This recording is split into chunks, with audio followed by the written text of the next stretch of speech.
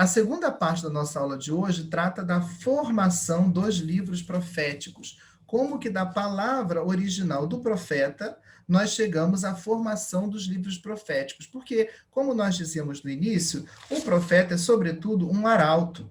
Né? Então, o profeta ele não é, em primeiro lugar, um escritor, um escriba. Ele é um arauto da palavra divina.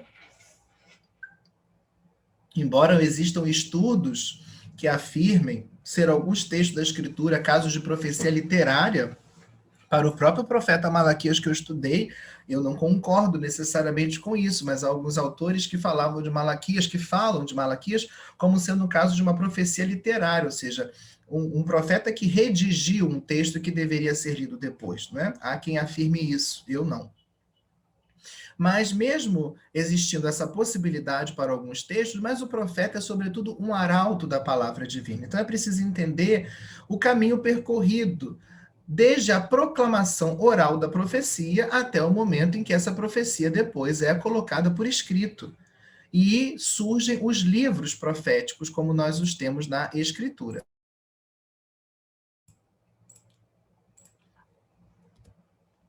Vamos lá. Então, primeira coisa, os aspectos diacrônicos. O que significa diacronia? É o estudo através do tempo, né? Cronos, tempo, dia, através. Então, primeiro nós vamos ver os aspectos diacrônicos, ou seja, como que, através do devir histórico, da passagem do tempo, nós temos a formação dos livros proféticos. Depois nós vamos ver os aspectos que nós chamamos de sincrônicos, ou seja, como que os livros proféticos aparecem já na sua forma final, né? Então, quando nós falamos dos aspectos diacrônicos, nós devemos considerar que, no primeiro momento, a profecia passa pela sua fase oral. É o momento da atuação do profeta, onde, num contexto preciso e numa situação concreta, o profeta anuncia a sua mensagem.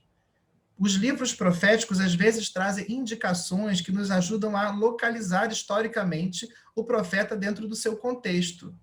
Por exemplo, o profeta Isaías, o profeta Jeremias, o profeta Ezequiel, o profeta Miqueias, o profeta que eu estudei, o profeta Malaquias, nós temos outros elementos que nos permitem datar a sua profecia. Mas esses outros profetas que eu mencionei, como Isaías, Jeremias, Ezequiel, o cabeçalho dos seus livros fazem menções a reis ou a eventos históricos que nos permitem datá-los dentro de momentos precisos. Não significa que aquele foi o momento em que o livro foi escrito. O livro foi escrito depois. Aquele foi o momento em que o profeta anunciou, proclamou a palavra divina. E é muito importante entender tanto o contexto histórico no qual o profeta falou, quanto o contexto histórico depois no qual o texto chega à sua forma final, né? Podendo durar um tempo maior ou menor, dependendo de cada livro bíblico. Então, primeiro nós temos a fase oral, o contexto preciso, a situação concreta onde o profeta anuncia a sua mensagem. Depois, o texto começa a ser colocado por escrito, não o livro todo, né? A gente vê em algumas passagens bíblicas como que o próprio profeta, às vezes, recebe a ordem de colocar alguma coisa por escrito. Então, existem alguns textos bíblicos que falam, dentro dos livros proféticos, de uma ordem que os profetas receberam de colocar algo por escrito, mas ainda não é o livro na sua forma final, né? O livro começa a ser redigido a partir de um trabalho de redação dos oráculos considerados individualmente, que depois são selecionados, são reunidos em coleções, às vezes por temas, por palavras-chave, ou por elementos de cronologia existente, né? Então, o profeta fala num contexto preciso, numa situação concreta, a sua palavra é transmitida primeiro oralmente e depois começam-se a redigir os seus oráculos. E aí depois esses oráculos começam a ser reunidos, às vezes por temas. O que o profeta falou contra as nações estrangeiras? O que o profeta falou contra Judá? O que o profeta falou contra Israel? Ou às vezes por elementos de cronologia. O que o profeta falou nessa época? O que o profeta falou numa outra época? Depois, o anúncio do profeta, mesmo depois de escrito, sofre reelaborações, porque à medida em que esse escrito é reescrito, ele vai sendo atualizado e reinterpretado. E esse processo dura até o momento em que o livro chega na sua forma final. Nesse slide seguinte, tem um esquema que eu reproduzi diretamente também lá do livro da professora Maria de Luz, na página 96, que nos ajuda a entender esse processo de redação do livro, que às vezes pode ser um processo longo. desde a palavra original do profeta até o escrito na sua forma final. Então, nós temos lá primeiro o profeta, que anuncia a sua palavra dentro de uma situação concreta, de um contexto histórico preciso. Os discípulos dos profetas, e aqui a gente não precisa pensar nos discípulos dos profetas como alunos de um mestre, né? Os discípulos no sentido de cultores da mensagem profética. Eles recordam aquela palavra ouvida. Alguns daqueles oráculos se realizaram, então se comprova que a palavra do profeta era verídica. Outros não, porque diziam respeito a momentos futuros.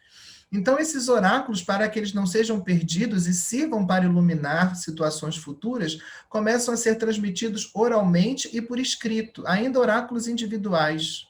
Depois, eles são reunidos em pequenas coleções, como eu havia dito, às vezes por temas. O que o profeta falou contra Edom? O que o profeta falou contra o Egito? O que o profeta falou contra os reis de Israel? O que o profeta falou contra o povo de Judá? Mais tarde, o livro ainda não chegou na sua forma final, esses oráculos são reelaborados e vão formando coleções maiores e ainda passando por outras reelaborações. E que sentido essas reelaborações? O profeta profetiza aqui. 100 anos depois, se percebe que aquela palavra profética pode iluminar outras situações. Então, a mesma palavra profética sofre, às vezes, reelaborações que permitam fazer com que o texto diga algo para uma situação histórica posterior, sem deturpar no seu núcleo fundamental aquilo que foi a palavra original do profeta. E isso até que o livro chegue na sua forma final.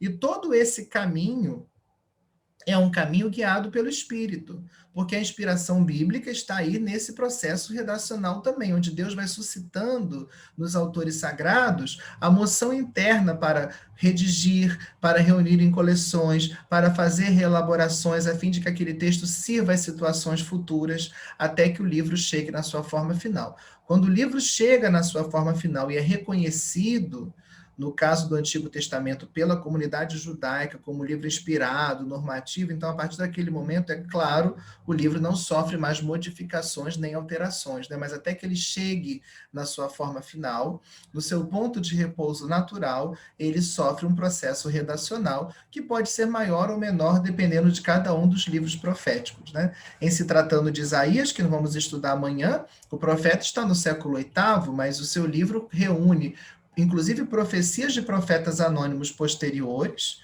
que são colocadas todas sob o patrocínio de Isaías até no tempo pós-exílico. Então, do século VIII até o século VI ou no século V, depende do momento em que se coloca a redação final do livro do profeta. Então, nós temos uma distância um tanto quanto grande do momento em que o profeta fala até o momento em que o livro chega na sua forma final. Esses são os aspectos diacrônicos. Os aspectos sincrônicos, vejam, os aspectos sincrônicos nos falam de como o livro aparece na sua forma final, né? Ou seja, na forma final, como está na Bíblia, como que os livros se apresentam?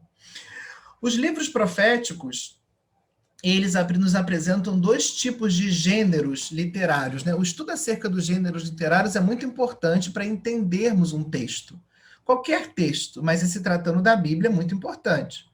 Porque quando nós lemos um texto, é necessário saber qual é o gênero literário daquele texto. Eu estou lendo uma poesia, eu estou lendo uma narrativa, eu estou lendo uma lei, eu estou lendo uma coisa ficcional ou um relato histórico, né? Se eu estou lendo uma poesia, é uma poesia de amor, é uma poesia diferente, é talvez um lamento que eu estou lendo? Que tipo de texto poético é esse? A mesma coisa os livros proféticos, né?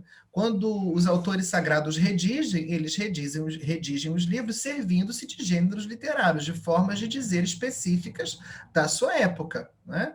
Então, por isso é muito importante entender essas formas de dizer da época para se entender melhor também o texto profético em si. Nós temos basicamente gêneros oraculares, né? E temos gêneros narrativos dentro dos livros proféticos, ou seja, textos que são oráculos proféticos e textos que são narrativas, às vezes relatos autobiográficos, relatos de visão, como nós vamos ver aqui. Dentro dos gêneros oraculares, nós temos 4 tipos de profecias. Nós temos os oráculos de juízo, uma palavra de juízo da parte de Deus e transmitida pela boca do profeta para um grupo específico, ou para todo o povo, ou para os sacerdotes, ou para os reis, né? Mostrando que o juízo divino virá, né? Às vezes, esse oráculo de juízo é condicionado ao juízo virá se não se converterem. Aí, como o povo se converte, então o juízo não acontece, né? Oráculos de salvação, que às vezes são oráculos de salvação também condicionados. A salvação virá desde que haja uma conversão da parte do povo. Se não houve a conversão, a salvação prometida não veio. Não porque a palavra profética falhou, mas porque era uma salvação condicionada, que dependia de uma mudança ou de uma conversão da parte do povo. E existem também nos textos proféticos exortações e admoestações. A diferença entre as duas é que a exortação tem sempre uma formulação positiva. Faça isso, obedeçam ao Senhor, escutem a sua palavra, cumpram os mandamentos. A admoestação tem sempre uma formulação negativa. Não corrais atrás dos deuses falsos, não pratiqueis a injustiça, né? Não vos fieis nas vossas próprias obras. Né? A admoestação tem sempre uma formulação negativa. Dentro dos oráculos de juízo, só para ter um exemplo aqui para vocês, eu separei alguns tipos de oráculos proféticos. Eu vou ler alguns textos brevemente para nós não avançarmos excessivamente no nosso tempo. Nós temos os oráculos que são chamados oráculos em Ai, é a palavra hebraica roi. É um oráculo de juízo, né? Porque quando a palavra começa com ai, quando o oráculo começa com ai, não a palavra, mas quando o oráculo começa com ai, já significa que virá dali um juízo, né? A gente encontra também lá em Lucas os ais de Jesus, né? Isaías 5, versículos 8 a 10. Ai dos que juntam casa a casa, dos que acrescentam campo a campo, até que não haja mais espaço disponível, até serem eles os únicos moradores da terra.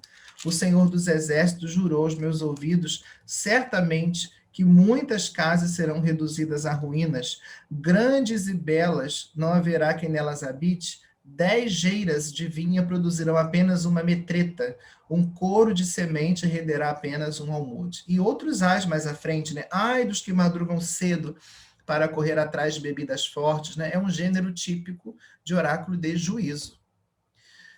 Depois, a quiná. Quiná é uma palavra hebraica que significa uma lamentação fúnebre. Geralmente, a quiná é uma lamentação que se canta no enterro, num velório, a respeito de uma pessoa morta. Mas o profeta Jeremias usa esse gênero literário para marcar mais ainda a sua profecia de juízo, porque o juízo significará uma sensação para o povo de morte, né? Por isso, a força desse gênero literário. Né? Quando o profeta fala a profecia de juízo, ou quando o texto é redigido, aquela profecia de juízo é redigida, valendo-se de um gênero literário como esse, que é a lamentação fúnebre, quem ouve aquele texto e quem lê aquele texto percebe mais ainda a força daquele juízo. Olha, que isso é uma lamentação fúnebre. Se está dizendo a morte do povo, que virá caso eles não se convertam. Né? Jeremias 9, versículos 9 a 15. Sobre as montanhas eu elevo gemidos e prantos, sobre as pastagens de estepe um canto de lamentação, porque elas estão queimadas, ninguém passa por ali, e não ouvem o grito dos rebanhos. Desde os pássaros do céu até os animais domésticos, todos fugiram, foram embora. Eu farei de Jerusalém um monte de pedras, uma morada de chacais, e das cidades de Judá farei uma desolação sem habitantes. Vejam que aqui no versículo 9, né, houve-se um canto de lamentação. É a palavra quiná, uma lamentação fúnebre, especificamente fúnebre. E ainda um outro tipo de texto profético, o exemplo aqui também é Jeremias, que é o riv. É uma palavra hebraica que significa uma controvérsia jurídica. É quando alguém entra numa disputa jurídica com alguém. Os profetas, às vezes, usam desse expediente literário. Os autores sagrados serviram-se desse expediente literário para narrar a profecia de juízo do profeta. Né? Aqui no capítulo 2, versículos 1 a 9, 2, versículos 1 a 19, nós temos um exemplo desse gênero literário. É no versículo 9 que vai aparecer o verbo riv, que significa entrar em processo. Primeiro, toda a condenação de Deus por parte do povo, né? Deus vai dizendo, o que vocês encontraram em mim de injusto? né? Eu me lembro que na juventude, no tempo de noivado, vocês me seguiam pelo deserto, e o que que aconteceu agora? E aí no versículo 9, depois de condenar o povo, né, que corre atrás até dos deuses falsos, vai dizer assim: por isso eu vou novamente entrar em processo contra vós, oráculo do Senhor. Contra os filhos de vossos filhos eu vou entrar em processo. É o verbo rif. É um outro expediente literário do qual os autores sagrados se servem para transmitir os oráculos de juízo dentro da profecia bíblica, que é um tipo de oráculo, como nós temos também, vimos lá, os oráculos de salvação, as exortações e admoestações. E dentro dos gêneros narrativos, nós temos basicamente três tipos de gêneros narrativos, que não são oráculos proféticos, né? São textos narrativos, onde algumas coisas são ali apresentadas. Geralmente são relatos de visão, como por exemplo lá em Ezequiel 1, versículo 4 seguintes. Não é um oráculo do profeta, né? Mas é ele narrando a visão que teve, o autor sagrado narrando a visão que Ezequiel teve, o que ele viu junto ao rio Cobar, junto aos exilados, lá quando ele foi exilado por Nabucodonosor, também na primeira leva de exilados, né, ali no ano 598. Às vezes são relatos biográficos ou autobiográficos, é quando o autor sagrado nos narra alguma coisa da vida do profeta, como no caso de Oséias, que o livro começa com a narrativa do casamento de Oséias. Às vezes são relatos biográficos porque são construídos na primeira pessoa, né? Como a vocação de Isaías, ou quando o próprio profeta Osés, no capítulo 3º, ele fala em primeira pessoa, então a gente chama de relatos autobiográficos. E há também os relatos de ações simbólicas, como, por exemplo, lá em Ezequiel 12, quando ele deve arrumar uma bagagem de exilado, fugir pela muralha para representar, através daquela ação simbólica, aquilo que vai ser o futuro do povo. Como o povo também, diante do seu endurecimento de coração e da sua não conversão à palavra divina, vai sofrer também o drama do exílio como fruto do seu não acolher, do seu não escutar, do seu não obedecer à palavra do Senhor, né? Então, com isso, nós vemos como se formaram os livros proféticos, tanto no seu aspecto diacrônico, ou seja, a passagem que há entre a palavra original do profeta e a redação final do livro, né? E à medida em que o texto vai sendo colocado por escrito, como que essa palavra sofre reelaborações, não se falseia em nada a mensagem do profeta, mas se adapta aquele anúncio para que ele sirva às gerações futuras, no momento preciso em que o texto está sendo narrado. E os aspectos sincrônicos, ou seja, na hora de escrever, os autores sagrados servem-se de gêneros literários. E aí nós vemos que nos textos proféticos encontramos tanto os gêneros oraculares, para narrar os oráculos dos profetas, sejam de juízo, sejam de salvação, sejam exortações, sejam admoestações, quanto os gêneros narrativos para narrar outros elementos, uma visão que o profeta teve, algo da sua vida, ou uma ação simbólica, onde o profeta apresenta ali um gesto que Deus lhe manda fazer, e depois, geralmente, a explicação desse gesto, né, o sentido desse gesto simbólico. Como o texto de exemplo dos relatos de ação simbólicas, eu deixo aqui como tarefa de casa Ezequiel 12, versículos 1 a 16, né, a ação que o profeta realiza e o sentido daquela ação. Eu vou encerrar apresentando aqui o livro que foi a bibliografia base do nosso encontro de hoje. É o livro da professora Maria de Lourdes Correia Lima, Mensageiros de Deus, Profetas e Profecias no Antigo Israel. Saiu pela editora PUC-Rio no ano de 2012. Não é uma introdução a cada um dos livros proféticos, mas é uma introdução à profecia bíblica, né? Então, fala do fenômeno profético no Antigo Oriente Próximo, em Israel, o que é profeta, profecia e livro profético, né?